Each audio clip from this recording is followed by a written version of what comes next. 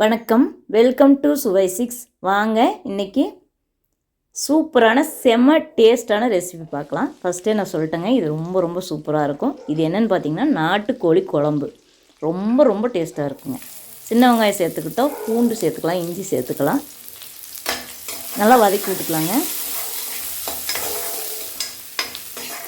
நாங்கள் கொங்கு ஸ்டைலில் தண்ணி குழம்பாக தான் வைப்போங்க. நாட்டுக்கோழியில் தண்ணி குழம்பு வச்சோம்னா அவ்வளோ டேஸ்ட்டாக இருக்குங்க. இப்போ கறி மசாலா தூள் ரெண்டு பெரிய ஸ்பூன்லேயே 2 ஸ்பூன் போட்டிருக்குங்க. அதுக்கப்புறம் குழம்பு மிளகாய் தூள் ஒரு 1/2 ஸ்பூன் சேர்த்துக்கலாம். இவ்வளோ தான் சேர்த்துக்கணும். எப்போவுமே பார்த்திங்கன்னா அவ்வளோ சூப்பராக இருக்கும். நல்லா தண்ணியாட்ட வைக்கலாங்க. இந்த கறி மசாலா தூள் நானே அரைச்சதுதாங்க. என்னோடய சேனல்லே இருக்குது. பார்த்திங்கன்னா வருஷத்துக்கு ஒரு டைம் தான் இருப்போம். ஆனால் நல்லா இருக்குங்க. அந்த வாசம் ஜம்முன் சூப்பராக இருக்குங்க. சாப்பிட தோணும். நமக்கு வயிறு நிறையிற வரைக்கும் சாப்பிட்லாம். அந்த மாதிரி உங்களுக்கு நல்லா இருக்கும். இது மசாலாலாம் அரைச்சிட்டு வந்துட்டோம். வதக்குனது ஆறுனதுக்கப்புறமா கலந்து வச்சிட்டோம். இப்போ வெந்துருச்சு. 8 விசில் 6 விசில் 7 விசில் விடணுங்க. கோழியை பொறுத்து.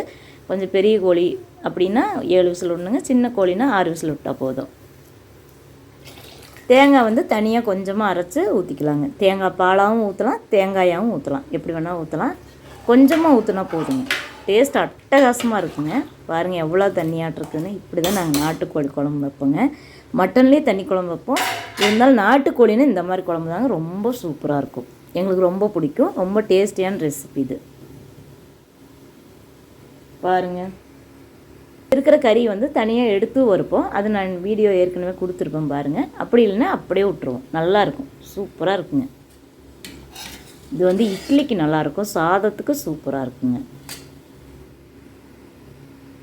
இப்போ சூப்பராக ரெடி பண்ணிட்டேங்க நாட்டுக்கோழி குழம்பு. இதுக்கப்புறம் நம்ம செய்ய போகிற ரெசிபி என்னென்னு பார்த்தீங்கன்னா சிக்கன் பள்ளிப்பாளையம். என்னோடய ஸ்டைலில் சிக்கன் பள்ளிப்பாளையங்க.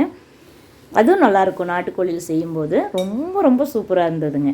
இப்போ எண்ணெய் ஊற்றிட்டு பட்டை சோம்பு போடுறேன். இதுக்கு பதிலாக கடுகு சீரகம் கூட போடலாம். நான் ஒரு டைம் அது போடுவோம், ஒரு டைம் இந்த மாதிரி போடுவேங்க. அப்புறம் வரமிளகா விதை எடுத்துகிட்டு போட்டிருக்குறேங்க. பாருங்கள் எவ்வளோ மிளகா போட்டுருக்குறோம்னு. நான் ஒரு 1/2 கிலோ கறி இருக்குங்க. அந்தளவுக்கு தான் இருக்கும். அதுக்கு இவ்வளோ மிளகா போட்டேங்க. பூண்டு சேர்த்துக்கிட்டேன். ரொம்ப டேஸ்டி ரெசிபிங்க இது.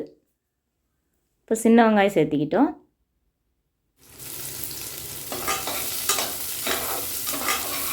இவ்வளோதான் நான் சேர்த்துவேங்க. இதுவே காரம் கரெக்டாக இருக்குங்க. இதோட ஜாஸ்தியாக மிளகா கூட போடலாம், காரமாக வேணும்னா. இது கரெக்டாக இருக்குங்க. இதுவே கொஞ்சம் சுருக்குன்னு தான் இருந்ததுங்க. இப்போ கறி சேர்த்துட்டு கோழிக்கறி மீது சிக்கன், உப்பு சேர்த்துக்கலாம், மஞ்சத்தூள் சேர்த்துக்கலாம். வேறு எந்த தூளும் சேர்த்து தேவையில்லை. அந்த மிளகாயோட காரம் தாங்க இந்த சிக்கனுக்கு.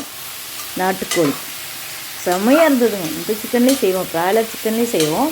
இருந்தாலும் நாட்டுக்கோழிங்கிறது ரொம்ப அட்டகாசமாக இருந்ததுங்க. நல்லா கலந்து வச்சுட்டு கொஞ்சமாக தண்ணி ஊற்றி வேக வச்சுக்கலாங்க.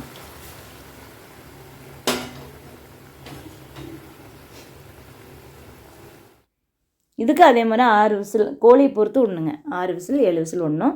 விட்டுட்டு உடனே எடுத்துக்கலாம். அந்த விசில் போனோடனே எடுத்துக்கலாம்.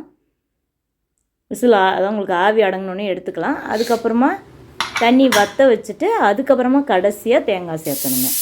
இதே என்னோடய மெத்தட். நான் எப்போ இந்த மாதிரி தான் செய்வேன் சிக்கன் பள்ளிப்பாளையம். பாருங்கள், இந்த மிளகாயெல்லாம் நல்லா வெந்துருச்சு. அது நான் முழுசாக போடுங்காட்டி அப்படியே உங்களுக்கு தெரியுது, இல்லைன்னா தெரியக்கூட தெரியாதுங்க. பாருங்கள், இப்போ தேங்காய் கொஞ்சம் இளந்தேங்காயாக இருந்தால் சூப்பராக இருக்கும். நாங்கள் இளந்தேங்காய் தான் போட்டுங்க. சாப்பிட்றதுக்கு நல்லாயிருக்கும். அந்த மசால் பிடிச்சி சூப்பராக இருக்குங்க. சூப்பராக ரெடி ஆயிடுச்சுங்க என்னோடய ஸ்டைலில் சிக்கன் பள்ளிப்பாளையம். இந்த 2 ரெசிபியுமே செம்ம டேஸ்டியான ரெசிபி. ரொம்ப நல்ல ரெசிபி. அது உங்களுக்கு பிடிக்காதவங்க இருக்க முடியாது. அந்த மாதிரி ரெசிபிங்க. சிக்கன் சாப்பிட்றவங்களுக்கு, அது நாட்டுக்கோழி பிடிக்கிறவங்களுக்கு கண்டிப்பாக அந்த 2 ரெசிபியுமே பிடிக்கும். உங்களுக்கு இந்த வீடியோ பிடிச்சதுன்னா ஒரு லைக் பண்ணுங்கள். இந்த சுவை 6 சேனல் பிடிச்சதுன்னா சப்ஸ்கிரைப் பண்ணி சப்போர்ட் பண்ணுங்கள். அதே மாதிரி இல்லத்தரசி கோலம்னு கோலம் சேனல் வச்சுருக்குறேங்க. விளாக்ஸ் கூட அதில் தான் கொடுப்பேன். அதில் ஈஸியான நல்ல கோலங்கள் கொடுத்துருக்குங்க. அது பிடிச்சாலும் சப்ஸ்கிரைப் பண்ணிக்கோங்க. தேங்க்யூ ஃபார் வாட்சிங்.